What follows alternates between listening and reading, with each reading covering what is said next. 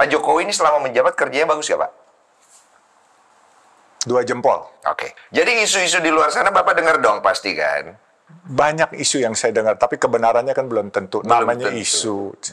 Apa gosip-gosip digosok makin sip, kata saya. Iya. Dan loyalitas Pak Prabowo kepada Pak Jokowi luar biasa sekali, kita bisa lihat itu. Iya. Nah, kita harus optimis itu jadi bagus. Ya kan, tentunya diperlukan kerja keras bersama-sama, kita bergandengan tangan. Asal jangan pada pecah para pemimpin, ya kan, kita bisa bersatu, kita solid, pasti apapun bisa kita selesai.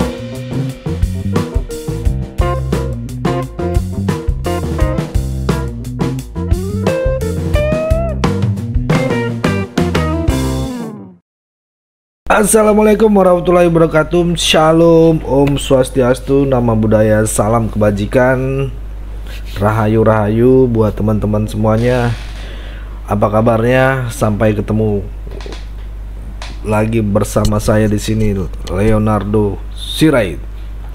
Ya, teman-teman, di kesempatan kali ini kita kembali lagi bersama untuk membahas salah satu informasi yang sangat menarik gitu ya. Ini menarik sekali teman-teman, yang untuk kita simak bersama ya, dan kita bahas bersama, dan untuk kita ulas juga bersama gitu ya kan. Mana nih mainan gua? Masa nggak ada ketawa-ketawanya teman-teman? Oke. Ya, kita di sini kita ketahui bersama teman-teman, Jusuf Hamka ini adalah salah satu pengusaha sukses dan ternama ya. Dan juga Jusuf Hamka ini memang terkenal dengan kedermawaannya ya, dan juga kedekatannya dengan rakyat kecil ya. Ibaratnya wong cilik gitu ya. Kalau Jokowi kan atau Hasto ngomong kan itu wong cilik ya. Nah, kali ini Jusuf Hamka ini dia membeberkan gitu teman-teman. Dia katakan dalam podcast Denny Sumargo ya, Jusuf Hamka ini ditanya oleh Denny Sumargo tentang kinerja Pak Jokowi selama menjabat sebagai presiden gitu ya. Nah, ternyata jawaban dari Jusuf Hamka ini sangat luar biasa sekali teman-teman, tentang apa yang telah dibuat oleh Pak Jokowi selama ini, selama dia menjabat menjadi presiden ya. Dia jelaskan tentang infrastruktur yang sudah dikerjakan oleh Pak Jokowi, dan tentang keberlanjutannya dengan Pak Prabowo nantinya gitu ya, ketika sudah dilantik. Dan kemudian Pak Jokowi setelah nanti tidak lagi menjabat ya, dia bersama Pak Prabowo gitu, pasti akan ada berkelanjutannya gitu ya. Apakah seperti apa gitu ya? Apakah Pak Prabowo akan melanjutkan atau bagaimana, dan apa efek dari IKN juga teman-teman ya. Karena ini memang Jusuf Hamka ini adalah kita tahu sendiri, dia pengusaha sukses ya. Dia juga bikin tempat ibadah, masjid di mana-mana ya. Ada beberapa masjid yang dibangun sama dia. Memang dia sukses gitu, punya jalan tol gitu kan. Jadi saya tidak akan meragukannya lagi teman-teman. Nggak mungkin dia korupsi gitu teman-teman ya. Ya gitu ya. Itu teman-teman. Jadi memang Jusuf Hamka ini adalah pengusaha tersukses gitu ya di Indonesia juga teman-teman. Ya. Jadi saya tidak ada keraguan sama sekali tentang kinerja Pak Jokowi katanya, yang sudah dipaparkan oleh Jusuf Hamka ini gitu ya. Ini biar kalian tidak salah paham ya, dan juga biar tidak kena isu yang tidak terverifikasi gitu ya. Kadang kan teman-teman, oh itu omongan lo doang Leo gitu kan. Saya kasih videonya teman-teman. Tenang ya, tenang. Kali ini nggak rugi teman-teman, kali ini nggak rugi. Saya akan sediakan videonya ya. Langsung saja kita simak bersama-sama apa penjelasan dari Yusuf Hamka ini tentang kinerja Pak Jokowi dan keberlanjutan nanti setelah Pak Jokowi dilantik dan setelah Pak Prabowo dilantik dan Pak Jokowi tidak lagi menjadi presiden. Let's go.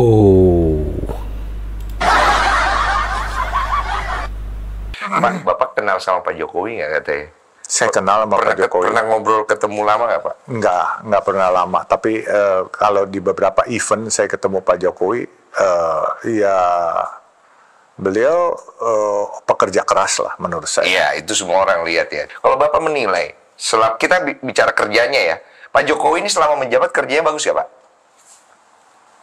2 jempol. Oke. Jadi isu-isu di luar sana Bapak dengar dong pasti kan? Banyak isu yang saya dengar, tapi kebenarannya kan belum tentu. Namanya tentu. isu. Apa gosip-gosip digosok makin sip. Gitu. Digosok makin sip. Tapi menurut Bapak, Pak Jokowi kalau di dunia politik pinter banget atau gimana banget? Kalau pinter, pasti pinter lah. Pinter ya? Jadi nggak bisa kita lihat orang terus. Dulu kan orang ngata-ngatain Pak Jokowi pelangap-pelongo gitu. Iya. Ya kan? Tapi justru itu yang hebat. Terus orang juga banyak, wah pokoknya meng-underestimate Mas Gibran gitu. Saya bilang jangan underestimate Mas Gibran. Dulu di zaman Soeharto ada orang yang seperti Mas Gibran yang sampai 5-6 periode kali, yaitu Pak Murdiono. Iya. Jadi jangan underestimate orang dari fisiknya lah menurut saya. Saya juga nggak sekolah sarjana bos. Ya kan? Saya cuma SMA bos, tapi kan alhamdulillah yang kerja sama saya S1, S2, S3 bos, sampai S-Mambo bos. Iya, berarti kita tidak bisa melihat orang itu cuma sekilas aja ya. Pertanyaan orang adalah, ini kan Pak Jokowi sebentar lagi akan turun ya. Dilantiklah presiden baru. Kira-kira Pak Jokowi akan menjadi rakyat biasa atau dia menjadi orang partai, Pak? Kalau saya jadi Pak Jokowi nih. Kalau saya jadi Pak Jokowi. Anak yang saya sudah lahirkan, saya pasti jaga anak ini sampai dewasa berkembang dengan baik, tidak memalukan orang tuanya. Sama, yang saya maksud adalah proyek-proyek yang sudah dibuat oleh Pak Jokowi. Semua Pak Jokowi pasti akan menjaga ini sampai proyek itu berhasil selesai dengan baik. Oke. Ya kan, terutama MRT, LRT, ya kan, terus WUS gitu kan. Terus sama IKN juga kan pasti harus dijaga kesinambungan dan kepastian penyelesaiannya. Sehingga menurut saya Pak Jokowi tidak akan pensiun setelah ini. Dia tetap akan membantu negara ini supaya on the right track lah kira-kira. Lewat jalur politik berarti? Bisa lewat jalur politik. Kalaupun nggak ada jabatan politik pun beliau bisa dengan sebagai pekerja sosial kan bisa seperti saya. Oke. Nah, pertanyaannya kan sekarang kalau Pak Prabowo sama Pak Jokowi ini kan terlihat sangat begini ya sekarang ya Pak ya. Bisa begini nggak? Gini Den, kita suami istri aja. Iya. Sudah cumbu seranjang aja kita kadang-kala bisa pukul-pukulan. Oh iya, masuk akal lagi ya. Itu aja jawaban saya. Oke. Nah ini ada pertanyaan, tapi kan IKN katanya proyek ambisi Pak Jokowi. Kira-kira Pak Prabowo benar akan melanjutkan atau gimana? Kira-kira kalau dari pandangan Bapak? Saya pikir Pak Prabowo akan melanjutkan. Beliau seorang prajurit sejati. Iya. Jadi apapun yang sudah diletakkan oleh pemimpin yang sebelumnya, pasti beliau akan selesaikan, nggak akan biarkan mangkrak. Walaupun it's a matter of time ya menurut saya. Dan loyalitas Pak Prabowo kepada Pak Jokowi luar biasa sekali, kita bisa lihat itu. Nah tentunya Pak Jokowi juga bisa mengapresiasi itu juga lah. Ya kan? Cuma kan banyak orang juga sekarang nih yang agak pesimis tentang IKN ya Pak ya. Kalau Bapak ngelihat dari kacamata Bapak kan pengusaha ya, secara investasi, secara kedepannya gitu ya, secara perekonomian, IKN ini bakalan bagus atau enggak sih Pak? Kebenaran saya belum ke sana pertama, dan kebenaran saya orang tua saya dua-duanya putra-putri Kaltim. Iya, yang saya dan tahu. itu daerah saya tahu kok. Iya. Itu tempat saya waktu kecil main di sana semua. Bapak kan di juga Pasir usaha Penajam. kayu di sana kan? Iya. Saya semua ke hulu, semua ke Pasir Penajam saya udah. Dulu kalau kita nyebrang itu nggak ada jembatan dulu, pakai LCT atau pakai klotok kita nyebrang dari Kampung Baru di Balikpapan, kita nyebrang ke Penajam tuh laut kan situ. Iya. Nah, menurut saya senang sebagai orang Kaltim bahwa ibu kota akan ada di sana. Ya. Namun selesai nggak selesainya, saya pun nggak tahu karena saya belum pernah ke sana. Ya, saat ini setelah jadi saya belum pernah ke sana. Nah, kalau menurut Bapak kira-kira secara proyek itu IKN itu akan jadi bagus atau enggak, itu aja sih. Dari sisi mata pengusaha. Kita harus optimis itu jadi bagus. Ya kan, tentunya diperlukan kerja keras bersama-sama, kita bergandengan tangan. Asal jangan pada pecah para pemimpin, ya kan, kita bisa bersatu, kita solid, pasti apapun bisa kita selesaikan. Di bawah tangan Pak Prabowo nanti bagus ya? Ya, pasti dong. Kita harus optimis Pak Prabowo akan mengerjakan, menyempurnakan apa yang telah diletakkan oleh Pak Jokowi, yang tidak sempurna akan disempurnakan oleh Pak Prabowo. Kita harapkan begitu. Tetapi namun demikian, asal jangan pada berantem. Ya kan. Ada pertanyaan Pak, jika memang semua perkantoran di KN jadi pindah kan, ya kan, yang pemerintah punya semua pindah ke IKN, Jakarta akan kena efek nggak Pak? Jakarta pasti kemacetan berkurang sedikit. Tapi sebagai kota metropolitan tidak akan pernah tergantikan. Oke, berarti kan? aman dong? Jakarta aman. Bahwa sebagai kota bisnis, kota metropolitan, itu tetap akan jadi kota yang indah. Ya, oke. Bapak kalau misalnya ditawarin lagi Pak untuk jadi gubernur atau balik ke politik gitu-gitu, masih nggak mau. Jadi statement Bapak kemarin itu yang keluar final itu tidak akan balik lagi, ya. Walaupun hanya jadi pengurus. Tidak mau. Kalau Golkar manggil balik, nggak mau. Kalau Pak Airlangga ya minta Bapak ikut balik. Nanti baru kita pikirkan. Ini kan baru kalau berandai-andai. Berarti Pak Airlangga ini udah menjadi poin buat Bapak aja, udah di situ ya. Begini, saya tidak mau money politik, saya tidak ada logistik. Dan ternyata survei membuktikan, saya walaupun ngomong begitu dapat 6,8%. Iya. 1 minggu loh bos. Kalau 1 bulan bagaimana? Apalagi 1 tahun, dahsyat bos. Iya. Cuman justru di kala tinggi-tingginya hasil survei itu, saya harus melepaskan ini semua karena saya memang tidak gila jabatan dan saya ingin pengabdian aja kepada rakyat. Itu kan pertanyaan masyarakat. Bapak ini udah loyalitas yang utama. Ya, jadi kalau Pak Erlangga mengundurkan diri, itu salah satu faktor aja yang membuat saya mengundurkan diri juga. Salah satu faktor, tapi bukan faktor utama. Ya, bisa dibilang begitu juga. Bisa dibilang begitu juga. Percepat semuanya dan tiba-tiba Pak Erlangga kucuk-kucuk, nggak ada Pak, nggak ada isu sama sekali muncul teng. Dan seperti, maaf ya Pak, kata netizen seperti orang baca prompter Pak. Ya, saya juga nggak tahu sih. Dan masalahnya saya hari itu di Bandung. Nah itu kan. Iya, saya justru nggak tahu situasinya itu. Kalau saya sih, saya memang mundur juga salah satu faktornya saya ditekan sama yang powerful. Yaitu istri dan anak-anak saya. Oh, saya pikir, saya udah takut ini. Saya udah takut lagi. Aduh, ini iya. Karena kalau saya panglima, bos. Iya, keluar. Istri, anak-anak saya pang-6, bos. Iya. Jadi itu bedanya, bos. Yang nekan dia, bos. Alasan istri keluarga apa, Pak? Kalau mereka hanya meminta saya kembali ke kitoh. Kitohnya adalah pekerja sosial. Kamu bukan orang politik. Saya bilang, memang saya bukan orang politik. Saya berpolitik dadakan aja. Juli kemarin. 11 Juli sampai 11 Agustus. Kan sebulan. Iya. 11 Juli saya diusung oleh Golkar untuk sebagai cawagup, 18 Juli sebagai cagup dan cawagup, ya kan? 11 Agustus Pak Erlangga mengundurkan diri, pagi saya sore mengundurkan diri. Langsung begitu saya dengar, saya langsung, semua orang kan pada nanya saya, wartawan-wartawan saya di Bandung itu lagi mau naik kus. Ini Pak Erlangga mengundurkan diri, yang benar, saya bilang hoax sekali. Kami udah dapat rekamannya videonya Pak, katanya. Yang benar, saya bilang, saya coba dikirimin. Saya dengar benar. Saya nggak mungkin nelpon Pak Erlangga kan karena situasi lagi chaos begitu kan. Tunggu, berarti Bapak juga tidak menyangka atau tidak ada obrolan sama Pak Erlangga bahwa kemungkinan dia akan mengundurkan diri tanggal 11 Agustus? Tidak ada. Jadi tiba-tiba berita itu keluar, Bapak juga nggak tahu, Bapak juga kaget, dan Bapak ambil keputusan untuk mengundurkan diri juga? Iya, karena buat saya ragu bahwa dia membuat keputusan itu ikhlas. Saya ragu karena dia mencintai Golkar luar biasa dia cintanya sama Golkar. Keputusan yang Bapak ambil setelah melihat berita Pak Erlangga mengundurkan diri, ngobrol dulu nggak sama Pak Erlangga? Enggak. Nggak pakai ngobrol? Tidak pakai ngobrol. Oh. Bapak kenal Pak Prabowo, Pak Yusuf? Saya kenal. Kenal baik atau enggak? Saya pikir cukup baik. Pak Yusuf dulu kenal Prabowo tahun berapa? Tahun 96, waktu beliau dan Kopassus mau memberangkatkan para prajurit Kopassus ke Mount Everest, mendaki sana. Bapak umur berapa ya waktu itu? Berarti Tahun 96, berarti hampir 40. 40-an ya? 39, 38. Bagaimana Bapak melihat karakter Pak Prabowo saat itu?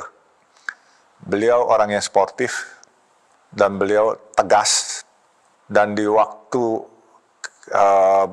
kita ngambil sebuah hotel hari itu, waktu itu beliau kita ajak memakai Yayasan Kobami, Korps Baret Merah, waktu itu sama-sama, dan beliau memesankan saya, jangan suka main injek kaki orang.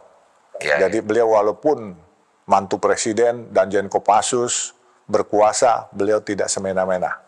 punya integritas lah. Yes, iya kan. Jadi di situ kita berkenalan baik. Kemudian 2014 waktu beliau running presiden, saya pun dipanggil untuk ikut membantu beliau di saat-saat kritis waktu itu. Saya ingat saya lagi makan di sebuah restoran di Menteng. Mendadak saya dapat telepon dari mantunya Mbak Tutut. Om, dipanggil Mama, penting katanya. Saya langsung tinggalin makanan, saya langsung ke rumah. Di situ sudah menunggu Pak Prabowo, Pak Jan Farid, Pak Glenny Kawirupan, Maijen Glenny Kawirupan. Semua duduk di karpet di situ. Terus membahas bahwa mereka ingin ingin bantuan karena memang waktu itu buat kampanye atau apa logistiknya habis. Saya terus bersama-sama dengan putrinya Mbak Tutut, waktu itu kebenaran Dirut ya, Dirut Citra Marga. Saya bilang, yuk Mbak Danti kita bantuin yuk Pak Prabowo. Bagaimana caranya supaya bisa beliin kaos atau apa gitu. Itu 2014 itu? 2014. Itu terakhir berarti? Enggak, itu enggak terakhir. Masih ada lagi pertemuan-pertemuan lain? 2019. Oke, itu tadi teman-teman ya videonya ya. Mungkin kita sebagai penonton juga dari penjelasan Pak Yusuf Hamka ini terkait dengan kinerja Pak Jokowi yang mengapresiasi banget gitu ya.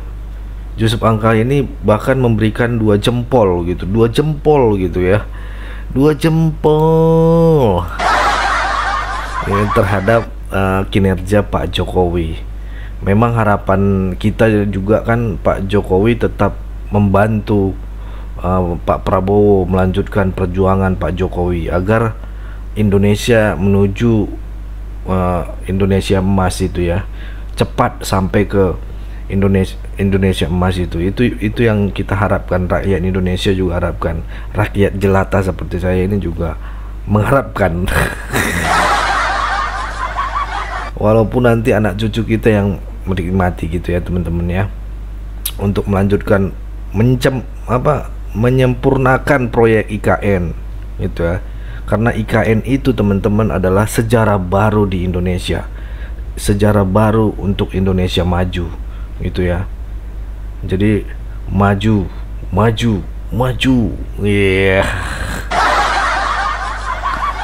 iya, jangan apa-apa digugat gitu. Ya, berapa Presiden Republik Indonesia? Siapa dia? Jokowi. Ya kawan-kawan, itu ya kawan-kawan, Jokowi adalah, kalau menurut saya Jokowi adalah cahaya di tengah kegelapan ya. Asik ya, cahaya di tengah kegelapan masa depan Indonesia gitu ya. Biarlah para kurawa yang mengganggu jejak langkahnya Tapi hati rakyat jelata tak akan berpaling dari secercah harapan di pundak sang kesatria dari Surakarta. Keren gak? Keren gak teman-teman? Ya ayo bikin lagi dong peribahasa-peribahasa di kolom komentar ya. Itu teman-teman bikin peribahasa-peribahasa yang kayak zaman-zaman dulu gitu teman-teman. Itu asik gitu ketika kita baca-baca, nanti saya akan bacakan juga. Oke, tanpa berlama-lama juga, udah panjang nanti kalian nggak nonton sampai akhir lagi. Ya kan? Paling nontonnya cuma 10 menit. Kalau saya bikin video itu bisa sampai 20 menit, bahkan sejam nggak kalian tonton. Aduh, sampai begadang nih bos. Rugi dong. Ya, seperti apa komentar-komentar kalian, tuliskan ya teman-teman. Yuk penuhi, tulis di kolom komentar ya. Penuhi kalau bisa, apapun itu ya, masukan kalian, ide-ide kalian ya untuk Indonesia ke depan. Dan sekali lagi kawan-kawan, jangan lupa ya, tekan tombol subscribe bertulisan subscribe warna merah ya. Ada nanya mana ini ditekan subscribe begitu kan, yang ditekan foto profilnya. Udah gua subscribe nih, belum ternyata teman-teman. Ya kan, jangan di foto profil yang ditekan bertulisan subscribe, diklik ya kan, terus ada gambar loncengnya, klik lagi gitu, biar tiap ada informasi A1 kita akan bagikan di sini. Jadi teman-teman tidak ketinggalan ya. Oke, informasi terbaru dari channel Sirait Media. Mungkin itu aja dari saya teman-teman, dan salam demokrasi, jaga terus persatuan Indonesia, tetap NKRI harga mati. Kita menuju Indonesia emas.